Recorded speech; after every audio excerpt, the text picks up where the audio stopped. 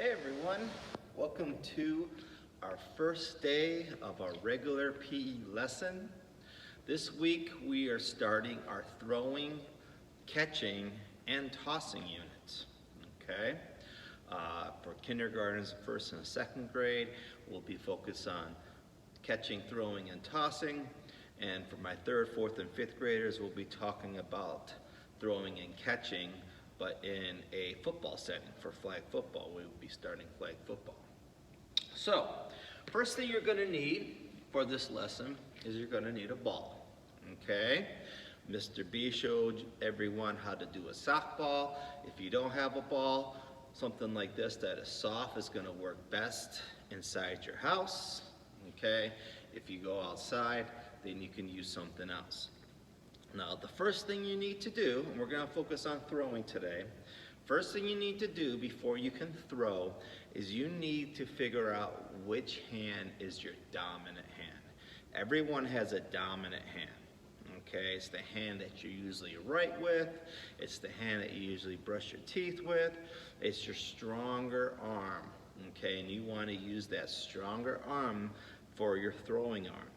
Now, if you don't know which hand is your dominant hand, pretend you have a pencil and write your name nice and neat. So I'm going to write Mr.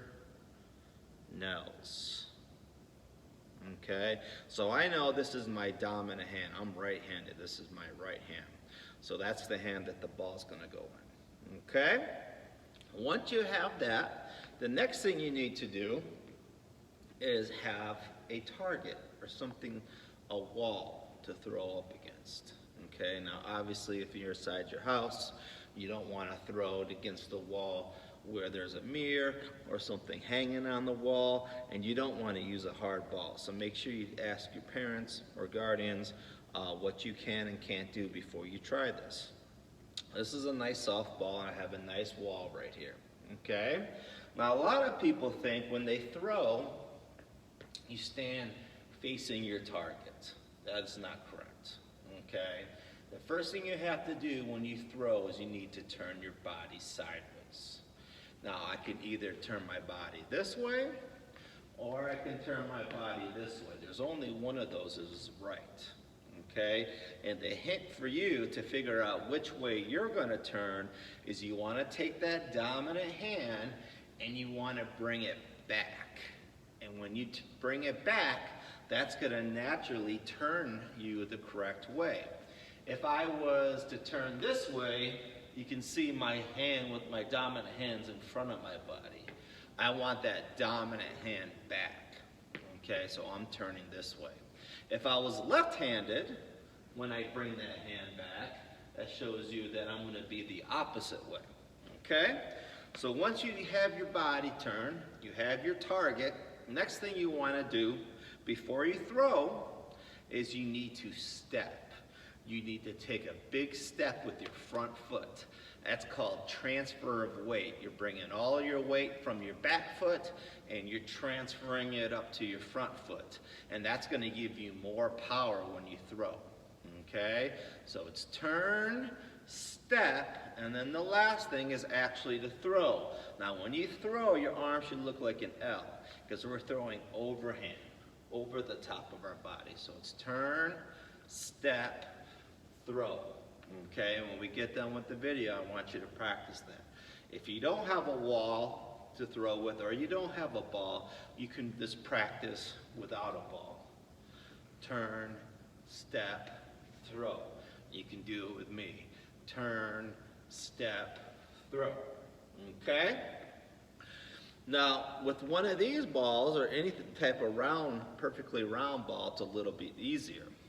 For my third, fourth, and fifth graders, when we start doing flag football, it's a little bit more difficult because this is not perfectly round.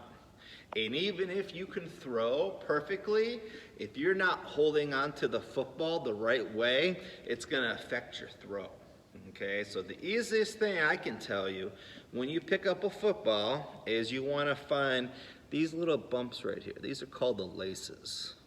Okay, and these help you where to put your hand on the ball.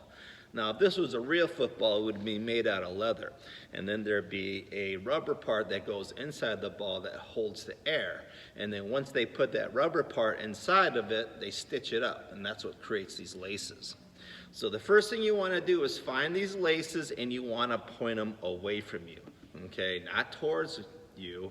You want to point them away. Then you're going to take your pointer finger and thumb and wrap it around the top. Okay, everyone see that? Then these two middle fingers actually go on in between those laces. Now your pinky would too if it was long enough, but as you can see, it's just a little bit too short to make it to those laces. So when you're throwing it, that hand should be towards the back of the ball. Okay, it's not in the middle, it's towards the back. Your hands are going to be a little bit smaller, so it's going to be a little bit easier to see. But you're still turning, stepping, and throwing. Now, I don't want you to do the football inside your house. Okay, if you have a football and you want to practice with a football, you go outside and throw it, okay, because they're a little bit heavier and a little bit harder.